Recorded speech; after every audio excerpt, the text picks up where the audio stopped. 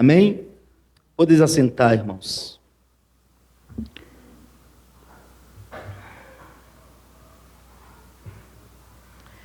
Queridos irmãos, nós temos uma palavra de zelo da parte de Deus para a igreja de nosso Senhor Jesus Cristo. O apóstolo Paulo, ele mostra um zelo que ele tem pela igreja. Porém, este zelo é um zelo paterno, irmãos, porque ele diz que tem zelo da igreja com zelo de Deus. O apóstolo Paulo, ele se coloca como pai espiritual da igreja de Coríntios, e ele, como pai zeloso que ele é, e esse zelo não é dele, mas esse zelo é de Deus, ele tem um cuidado muito grande pela a igreja de nosso Senhor Jesus Cristo, porque ele como um pai zeloso, ele precisa protegê-la, ele precisa cuidar dela, porque deve apresentar essa filha, irmãos, a um noivo, e ela precisa ser pura, ela precisa ser imaculada. E ele sabe que se a igreja, irmãos, não tiver este zelo, não tiver este cuidado, ela pode, de certa forma, desonrar o nome do seu pai, a quem ela pertence, que é Deus, e também, irmãos, desonrar o seu esposo, a quem ela será apresentada, que é Cristo. Então, observa que no versículo 1, o apóstolo Paulo pede para que os coríntios suportem mais ele. E ele diz que o motivo para que ele fosse suportado pela igreja é o seu zelo, é o seu ciúme, é o seu cuidado que ele tem pela igreja de Cristo, porque ele deve apresentar essa igreja em casamento a um noivo que é Jesus. E ele, como um pai espiritual que tem um zelo de Deus, ele sabe que tem essa responsabilidade de cuidar da igreja, de zelar pela igreja, de proteger a igreja. Ele faz isso com muito cuidado, com muito empenho, e ele faz isso para poder apresentar essa igreja a Cristo, que é o seu esposo. E ele teme, ele tem um temor. Ele tem um temor. Ele diz aqui: temo. Eu tenho um receio, eu tenho medo que, assim como a serpente enganou Eva, vocês também sejam enganados em vossos pensamentos e se aparte da simplicidade que há em Cristo. Observa que o apóstolo Paulo tem um zelo paterno por essa igreja, e ele diz que quer apresentar essa igreja a um noivo, e ele quer apresentar esta igreja imaculada, e ele tem esse temor, e ele vai lembrar do que a serpente tinha feito com Eva. Ele tinha esse receio que acontecesse com a igreja o que aconteceu com Eva. E lembrando, queridos irmãos, que Eva, ela foi criada por Deus para auxiliar o seu esposo e para ser uma adjuntora idônea com ele. Deus tinha criado Eva para ajudar Adão e para se submeter à sua autoridade e o seu governo. Ela foi criada com esse propósito, e ela recebeu a palavra de Deus. Ela conheceu, queridos irmãos, a vontade de Deus para ela, e para o seu esposo. Ela sabia, além de conhecer a palavra de Deus, ela conhecia também as consequências. Porque a serpente, quando se apresentou a Eva, mostrou justamente o fruto que ela não deveria comer. E a serpente, como astuta, sedutora, pergunta para Eva, a respeito do fruto. Foi assim que Deus disse, Eva, para que você não coma do fruto. E Eva, conhecendo o mandamento de Deus, sabendo que Deus tinha dito, e sabendo que não deveria comer e das consequências, ela responde para a serpente: de toda árvore do jardim nós podemos comer, mas da árvore do conhecimento do bem e do mal, Deus diz para nós não tocarmos. E Eva sabe que se ela comesse, ela morreria. Então ela conhece a palavra de Deus. Então a serpente enganou Eva, dizendo para ela que ela não morreria. Ele dá certeza para ela, ele diz: certamente você não morrerá, porque Deus sabe que no dia que você comer, seus olhos se abrirão e você será como Deus. E Eva, queridos irmãos, ela foi enganada pela serpente. A serpente seduziu Eva, induziu ela a agir de uma maneira independente. Ela tinha que agir, irmãos, conforme a palavra de Deus. Ela tinha que agir conforme Deus tinha ordenado. Ela tinha que agir segundo o propósito para o qual ela foi criada. E nós observamos que Eva se orgulhou em seu coração, abandonou a sua submissão, abandonou a sua humildade, queridos irmãos, porque agora ela queria independência e não queria mais ser submissa ao seu marido, e ela desobedece à palavra de Deus, toma do fruto e come.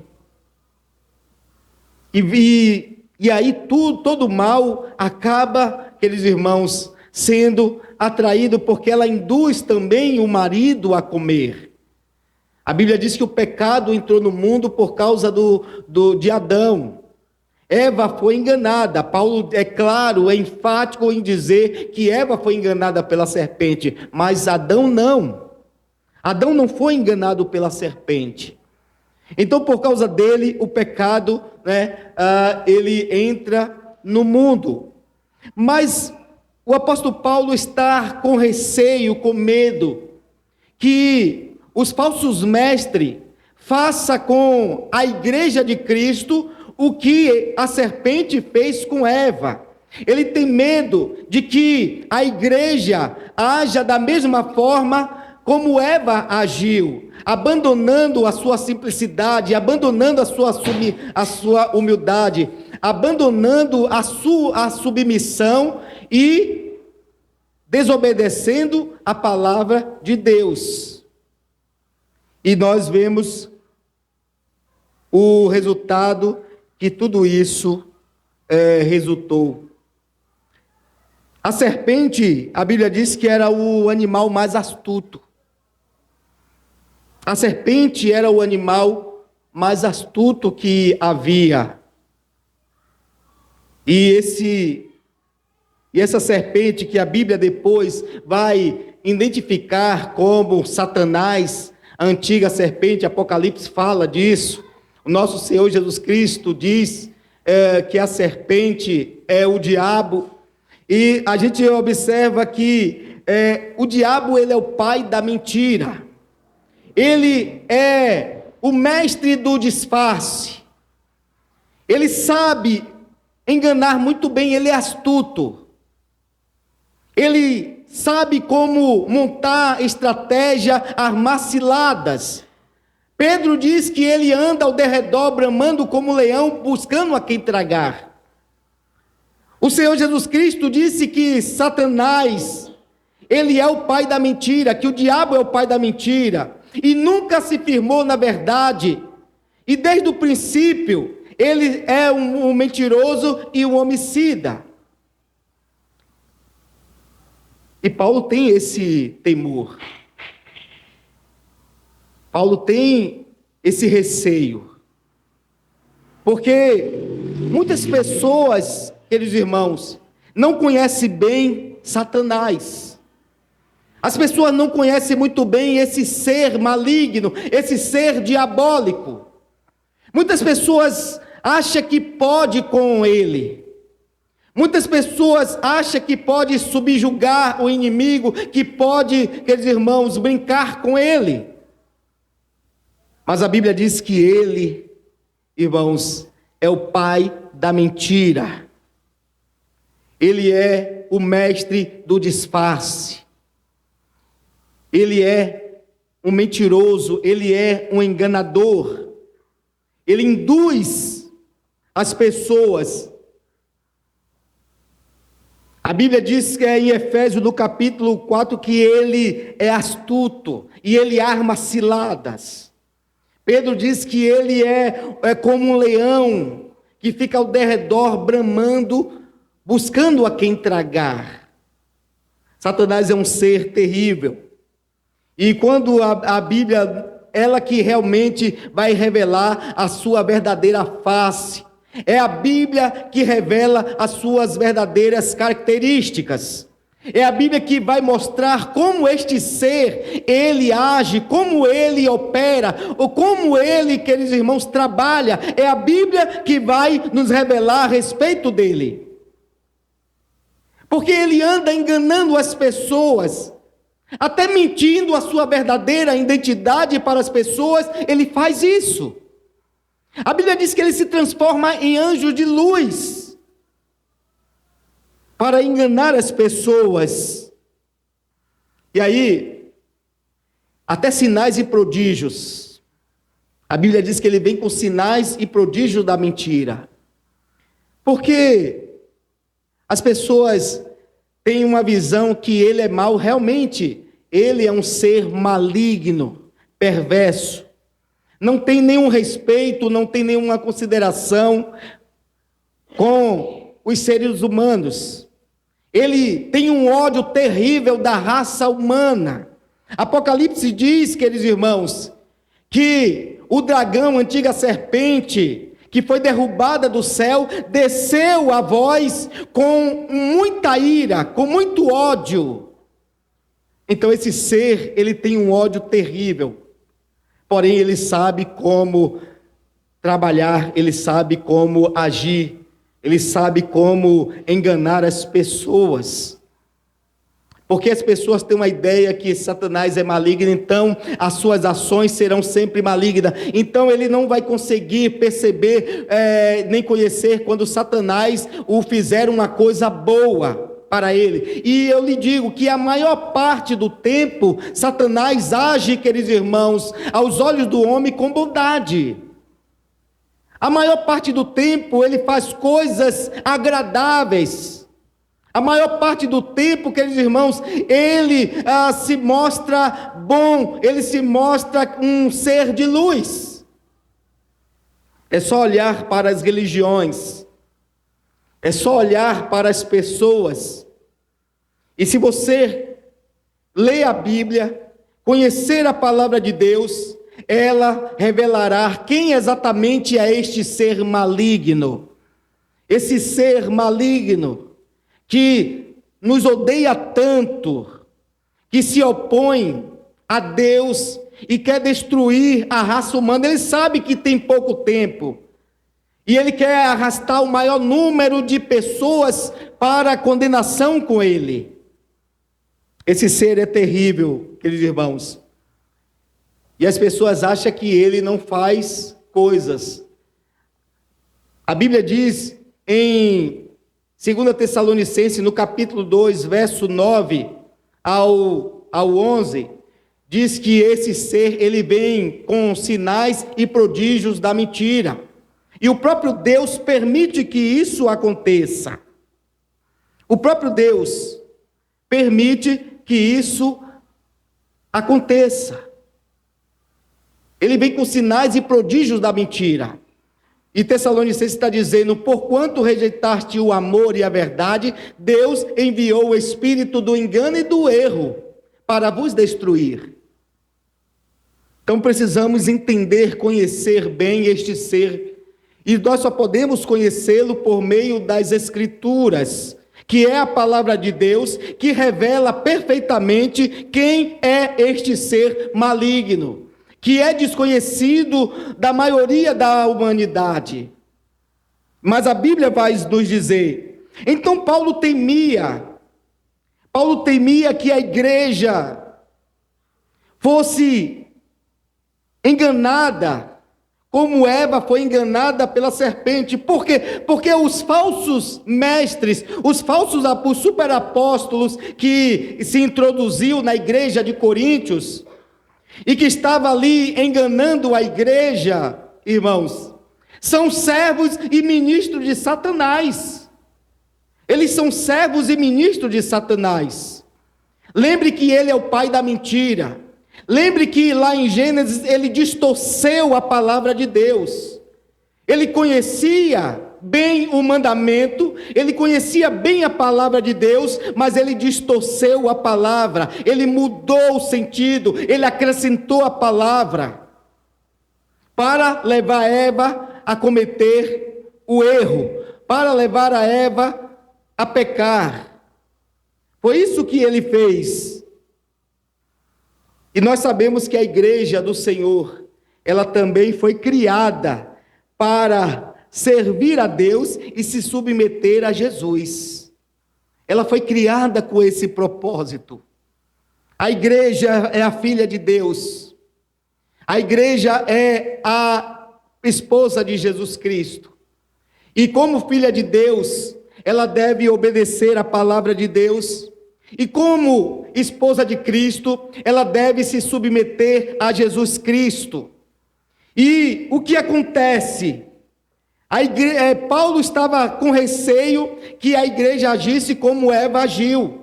Por causa de quê? Por causa da palavra e dos ensinamentos dos falsos mestres. Ele disse: temo que assim como a serpente enganou Eva, vós sejais também enganada em vosso pensamento, e se aparte da simplicidade que há em Cristo Jesus. Ele tinha medo que ela abandonasse a submissão, ele tinha medo que ela abandonasse a humildade dela a Cristo e agisse de maneira independente por causa da palavra e dos ensinamentos dos falsos mestres. Ele tinha esse receio, e é por isso que ele combate os falsos ensinos, ele combate os falsos mestres, ele é duro com a igreja, para que a igreja se afastasse desse tipo de pessoas e desse tipo de ensinamento e permanecesse no verdadeiro evangelho a qual ele já tinha pregado, porque este evangelho que levou eles à reconciliação com Deus e a se submeter a Jesus Cristo. Então o apóstolo Paulo, ele tem esse receio, e ele sabe que a igreja, seguindo os ensinamentos de falsos mestres, ela deixaria de se submeter a Cristo, e o mal viria sobre ela. E o mal viria sobre ela.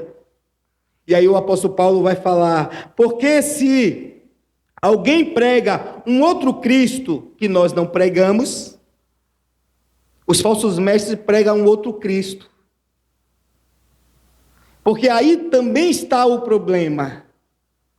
Assim como as pessoas não conhecem quem é Satanás, as pessoas também não conhecem quem é Cristo. As pessoas não conhecem Jesus. Muitas pessoas não, Jesus, muitas igrejas falam de Jesus, muitos falsos mestres falam de Jesus, mas realmente o Jesus que ele prega, que eles pregam, é outro Cristo. É outro Cristo. E a igreja precisa estar atenta. O próprio Senhor Jesus Cristo, em Mateus 24, ele disse para que nós acautelássemos, para que nós tomássemos cuidado, porque surgiria muitos falsos profetas, e viria muitos cristos iam surgir no final dos tempos. Muitos cristos. Mas a gente tem uma ideia aqui de que esses muitos cristos que vão surgir são pessoas.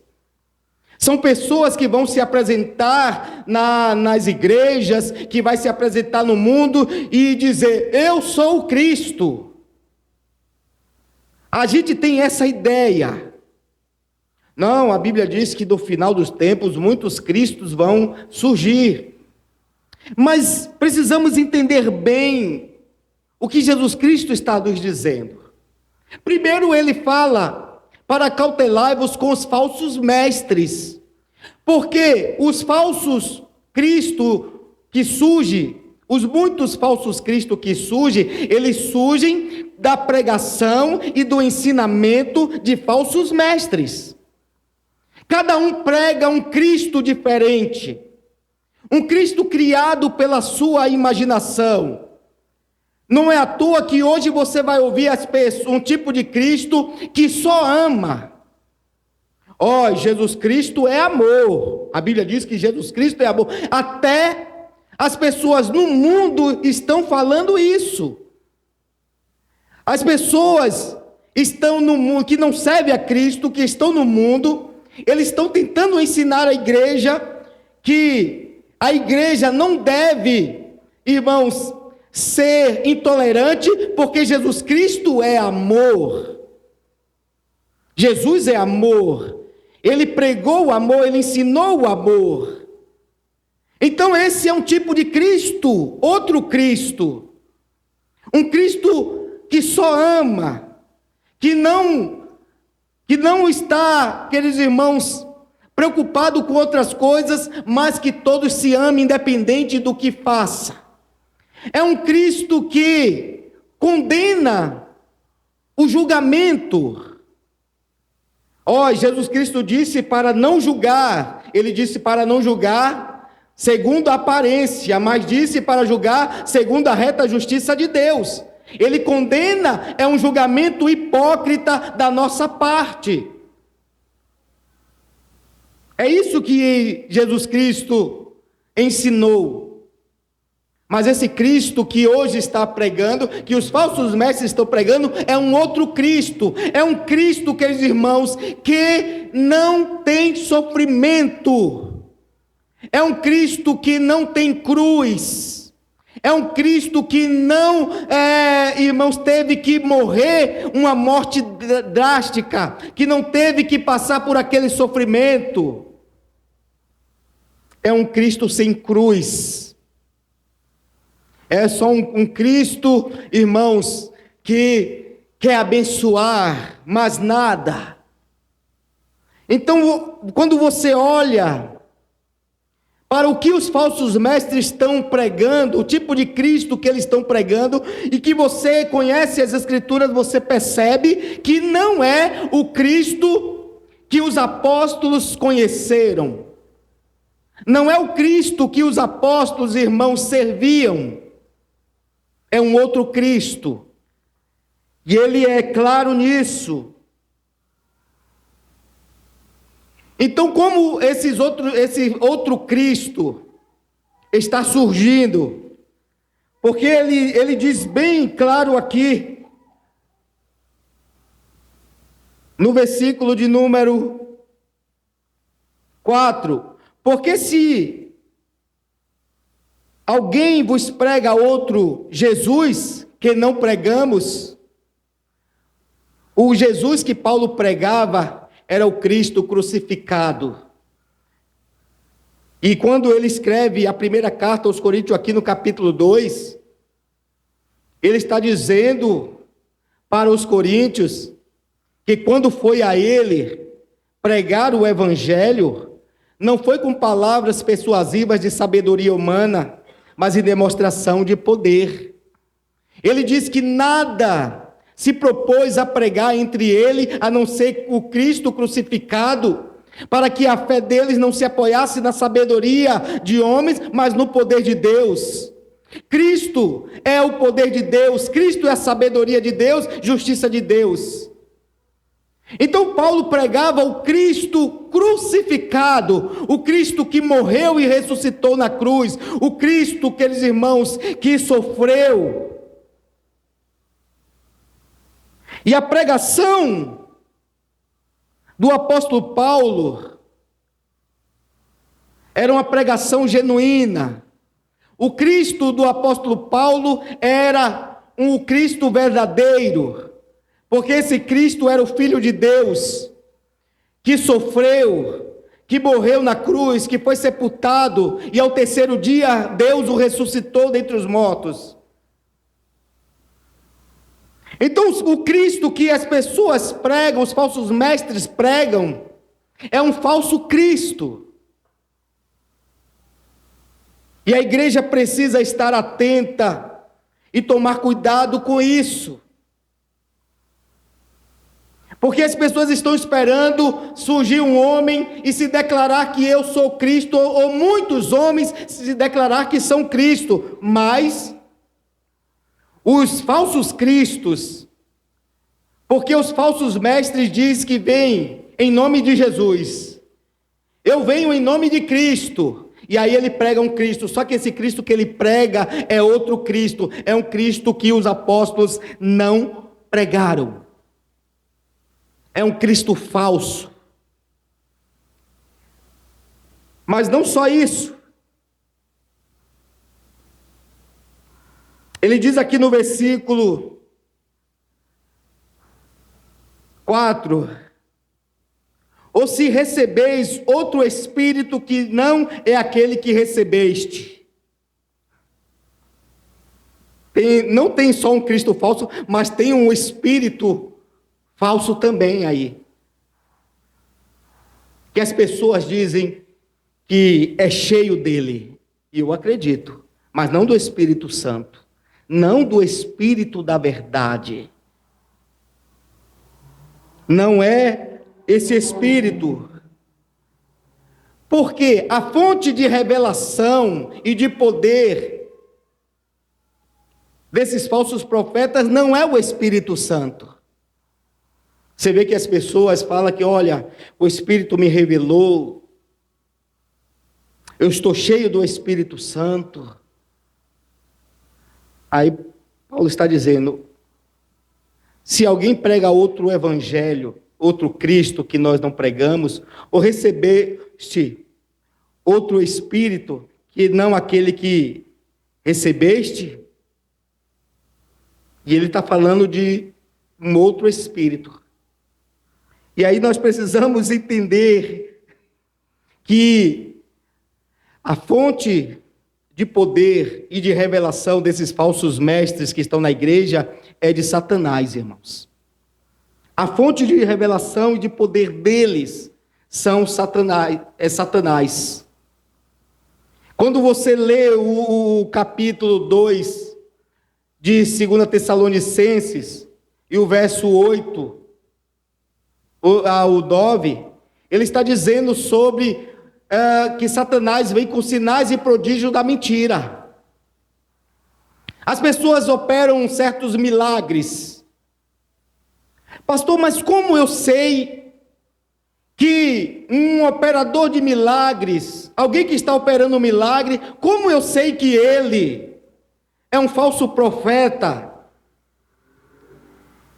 Você vai saber identificar que um operador de milagre é um falso profeta pela pregação do evangelho. É assim que você identifica um falso profeta. Você tem que olhar para a mensagem, para a pregação. E é assim que você vai saber se ele é realmente um verdadeiro homem de Deus. É assim que você vai saber se realmente ele está pregando a verdade. Não é pelos milagres, não é pelos prodígios. Nós já falamos que Satanás, ele é mentiroso, que ele é estrategista, que ele é enganador, e que Deus permite que ele venha com sinais e prodígios da mentira. Eu lembro quando Acabe, em Reis, Josafá faz uma aliança com Acabe. E eles fazem uma aliança para subir a guerra, para guerrear juntos. Mas Josafá queria consultar ao Senhor para saber se teria êxito, para saber se teria a vitória. E aí ele pergunta para Acabe: tem um profeta de Deus aqui? Acabe diz: olha, eu já consultei todos esses profetas e ele falou que a vitória é nossa. Aí Josafá diz: mas não tem um profeta de Deus? Ele disse: ó, tem um aí, Micaías, mas esse nunca fala bem de mim. Esse nunca fala bem de mim. Aí ele disse: então pede para chamar Micaías. E aí vai os falsos profetas. Chega lá e diz: Micaías, o rei te chama, e seja a tua palavra como de todos os profetas. Aí Micaías diz assim: o que Deus me falar, isso eu direi. E vai até o rei. E Acabe pergunta para ele: subiremos à guerra? E ele, com zombaria, diz: sobe. Homem, me fale a verdade. O Senhor está conosco, essa guerra vai ser vencida. Ele disse: eu vi os céus abertos e o exército de Deus em volta dele. E o Senhor perguntou: quem induzirá Acabe a subir a peleja? E um falava de uma forma, outro falava de outro, e aí se colocou um espírito diante do Senhor e disse: eu induzirei Acabe a subir a peleja. E Deus disse: como? Serei um espírito de mentira na boca dos seus profetas. Deus disse: vá e prevaleça. E qual foi o final da história? Acabe ouviu a mensagem, mas como o cara é desobediente, ele foi disfarçado. Ele não usou suas vestes reais. Naquele momento que Acabe entregou a revelação de Deus, um falso profeta deu um soco em seu rosto e disse: de onde passou o Espírito do Senhor de mim para ti? Ele disse: quando subir a guerra verás, saberás. E Acabe subiu a guerra. E uma flecha, irmãos, atirada sem razão, sem motivo. Alguém atirou uma flecha. E Deus pegou aquela flecha e bem entre a armadura de Acabe. E ele, pá. Você entende? Deus permitiu que o espírito do engano induzisse Acabe para destruí-lo. Mas por que Deus faz isso? Porque rejeitou o amor e a verdade. É isso que acontece. Na igreja de Tessalônica, Paulo está falando isso. Deus enviará o espírito do engano e do erro para vos destruir, porque rejeitou o amor e a verdade. E aí que está a resposta. A fonte de revelação, a fonte de informação. Paulo diz em 1 Timóteo capítulo 4, e o versículo 1, que as doutrinas desses falsos mestres são doutrinas de demônios. Doutrina de demônios. Mas por que as pessoas estão sendo enganadas? Porque eles procuram mestres segundo as suas concupiscências. Porque eles rejeitam o amor e a verdade de Deus. Porque eles não querem saber das Escrituras. Porque eles não conhecem a palavra do Senhor. Então Satanás envia o seu espírito demoníacos para mentir na boca desses falsos profetas, para transmitir palavras agradáveis às pessoas. E assim, essas pessoas profetizam para a igreja, para os crentes. E esses crentes ficam iludidos. E eles adoram. E eles gostam. E eles ficam admirados, ficam tocados e dão testemunho. Olha, fui na igreja, Deus levantou um vaso. Fui lá na igreja, Deus levantou um profeta e falou tremendamente comigo. Mas, não sabendo ele, que foi Satanás que falou na boca daquele falso profeta. As pessoas ficam admiradas. Não, porque ele não sabia nada da minha vida. Porque é isso a prova. A prova que é Deus que está falando é porque o falso profeta não sabia nada da vida dele. Mas o diabo conhece bem. O diabo conhece bem ele. Não, mas o diabo não pode ler meus pensamentos. Mas você já expressou tanto os seus pensamentos, já expressou tanto o desejo do seu coração, que ele conhece você perfeitamente. Ele sabe que você é orgulhoso, ele sabe que você é vaidoso, ele sabe que você é egoísta, ele sabe que você é soberbo, ele sabe que você é terrível. Ele te conhece. Então Satanás usa essas pessoas para falar, para comunicar. Então Paulo está dizendo, se recebeste um outro espírito que não recebeste, porque a igreja recebe o Espírito Santo de Deus no momento da pregação do Evangelho, quando se crer. No momento que ouve o Evangelho e crer no Senhor Jesus Cristo, ele já recebe o Espírito. Mas ele recebe o Espírito Santo, ele recebe o Espírito da verdade. Ele recebe o Espírito de Deus, não o Espírito do diabo. Mas a igreja estava recebendo outro espírito. E como eles estavam recebendo outro espírito, irmãos? Por meio da mensagem dos falsos profetas. O espírito maligno estava usando os falsos profetas para distorcer o evangelho, para enganar e para mentir, e eles estavam recebendo. Estavam ouvindo a mensagem e a pregação. Mas a Bíblia diz que esse é o espírito do anticristo, que é o espírito de Satanás. Suas doutrinas são doutrinas de demônios. Mas, pastor, como eu vou conhecer um falso profeta? Deuteronômio capítulo 13. O que o capítulo 13 de Deuteronômio está dizendo? Moisés, quando se dirige ao povo de Deus para instruí-los, ele faz uma pergunta retórica: como conheceremos a palavra do Senhor? Alguém pode perguntar: como conhecer a palavra do Senhor?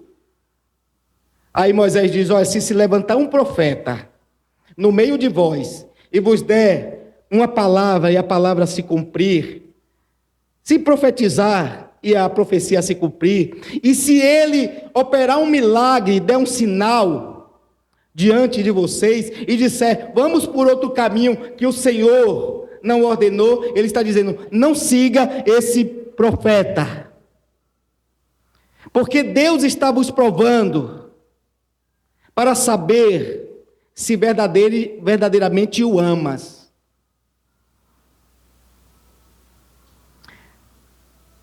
Moisés já tinha transmitido a palavra de Deus para o povo, já tinha transmitido a lei de Deus para o povo. O povo conhecia agora Deus, conhecia a sua palavra, mas ele sabia da possibilidade de Satanás levantar falsos profetas no meio do povo para enganar, e Moisés mostrou para eles: olha, eles podem profetizar e a profecia até acontecer, eles podem operar um milagre diante de vós, mas vocês precisam estar atentos ao que foi dito pelo Senhor por meio de Moisés. E se eles chamar vocês para andar em outro caminho, não siga esse profeta. Deus está provando a vós para saber se o amais. Então nós vamos ser provados também. Então o espírito satânico, diabólico do anticristo, como João diz que o espírito do anticristo já está no mundo. Ele já está no mundo mentindo, enganando, e não é da agora, viu? E não é da agora. E aí ele fala aqui no versículo de número, ainda no versículo de número 4, ou outro evangelho que não acolheste, vós de boa vontade o suportais. Ele fala de um outro Cristo, de um outro Espírito e de um outro evangelho. Mas qual é o problema aqui, queridos irmãos? Um evangelho diferente. O falso evangelho é o evangelho que exclui a graça de Deus para a salvação. O falso evangelho prega uma salvação pelas boas obras. O falso evangelho não expõe a glória de Deus para os homens. E Paulo teve que lidar muito com esses falsos mestres, trazendo um falso evangelho. E ele diz aqui no capítulo 1 de Gálatas, e o versículo de número 6, se um anjo descer do céu e vos anunciar um outro evangelho que nós não temos pregado, seja considerado maldito. E o que é que nós estamos vendo? Por que as pessoas não se dão conta disso? Porque não conhecem o verdadeiro evangelho. E qualquer coisa que fale de evangelho, para ele é a verdade. E eu considero essas questões até como uma ilustração que uma vez eu li a respeito da Polícia Federal em relação à nota de dinheiro verdadeira. Eles são especialistas. A Polícia Federal conhece as notas, as cédulas verdadeiras. Ele conhece o peso, os detalhes. Ele bate o olho na cédula, ele sabe se é falsa ou se é verdadeira. Eu, coitado, se me der uma nota falsa de R$100, eu corro para comprar pão. Vou ser preso rapidinho, porque eu não tenho especialidade nessa área, eu não conheço. Se botar uma falsa e uma verdadeira na minha frente, para mim as duas é a mesma coisa. É assim que as pessoas olham para o evangelho. Se colocar o falso evangelho e o verdadeiro evangelho para ele não sabe distinguir, ele não sabe discernir o certo e o errado. A respeito do Espírito, a respeito do Cristo, ele não sabe discernir o verdadeiro do falso. E ele abraça os dois. Está tudo ótimo. Está tudo bom. Isso é um problema. Acho que nem vai dar para eu terminar o sermão. Mas qual o problema disso? É que Paulo está dizendo que vamos sofrer.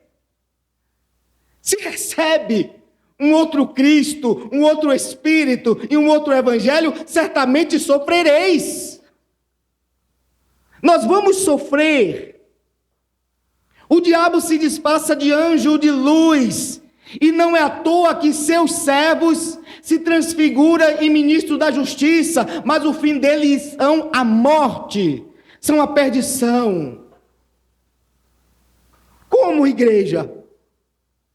Aí você vai em uma igreja aqui, você vai em outra igreja ali, e é só bênção e vitória. Mas por que você vai à igreja? Por que você frequenta a igreja? A verdade é importante para você? A verdade é importante para você? Ou você é pragmático? Se funciona, está bem. Se dá certo, está bem. É a verdade. Mas o Jesus verdadeiro, irmãos, quem é Jesus? Ele é o verbo de Deus, a expressão exata do seu ser. Jesus é o Filho unigênito de Deus, a imagem perfeita de Deus. Jesus é santo, é justo, é verdadeiro, ele é amor. Jesus é o Senhor e Salvador deste mundo. Ele é o juiz dessa terra e de todos os homens.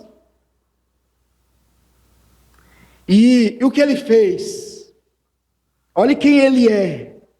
O Verbo de Deus que se fez carne. O que ele fez? Ele se encarnou, tomou a forma de servo. Filipenses capítulo 2, do verso 5 ao 11.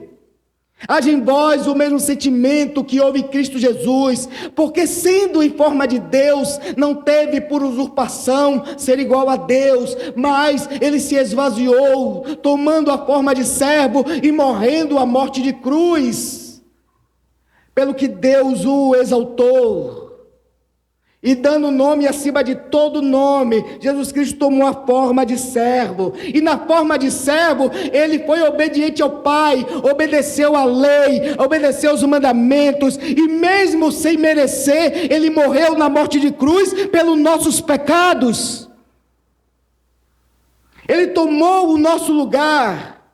Aquilo que o profeta Isaías diz no capítulo 53, a respeito de Cristo, que ele verdadeiramente tomou sobre si as nossas dores, levou sobre si as nossas enfermidades. O castigo que nos traz a paz estava sobre ele. Por causa das suas pisaduras nós fomos sarados.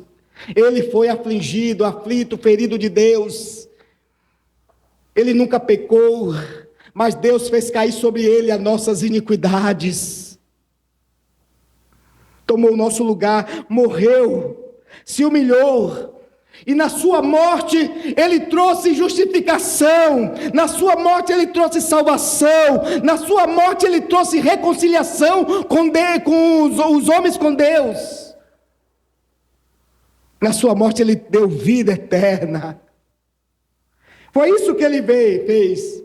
O verdadeiro Espírito, o Espírito da verdade, que o nosso Senhor Jesus Cristo diz em João, no capítulo 16, e o verso de número 13, quando ele vier, o versículo 8, ele convencerá esse mundo do pecado, da justiça e do juízo. Aí ele diz, ele vos guiará em toda a verdade, ele ensinará todas as coisas.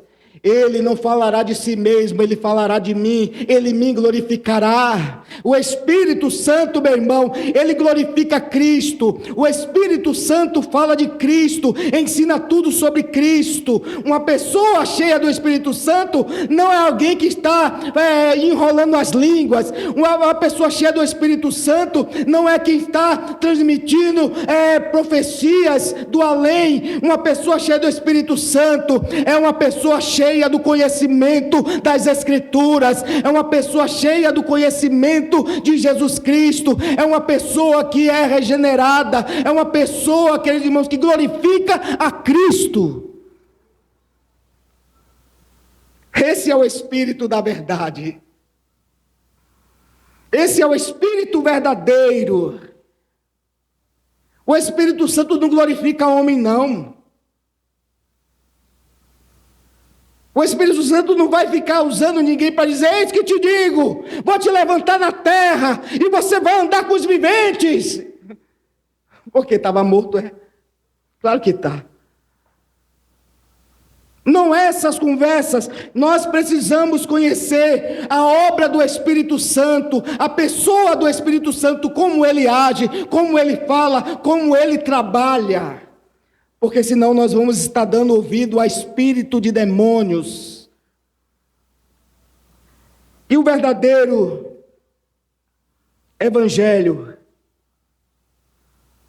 Paulo disse que o Evangelho é o poder de Deus para a salvação de todo aquele que crer. E nele se descobre a justiça de Deus. O verdadeiro Evangelho é o poder de Deus para nos salvar, irmãos, do domínio do pecado e da ira de Deus. No Evangelho nós descobrimos a justiça de Deus. Por quê? Porque na pessoa de Jesus, Deus, ele puniu nossos pecados. Mas na pessoa de Jesus Cristo, Deus também, irmãos, perdoa os nossos pecados que foi pago por Jesus Cristo. Ele imputou nossos pecados a Cristo, colocou na conta de Jesus os nossos pecados, a nossa dívida, mas Ele também colocou na nossa conta, queridos irmãos, a justiça de Cristo. E é por isso que nós não somos condenados. O Evangelho, ele traz justificação para o homem.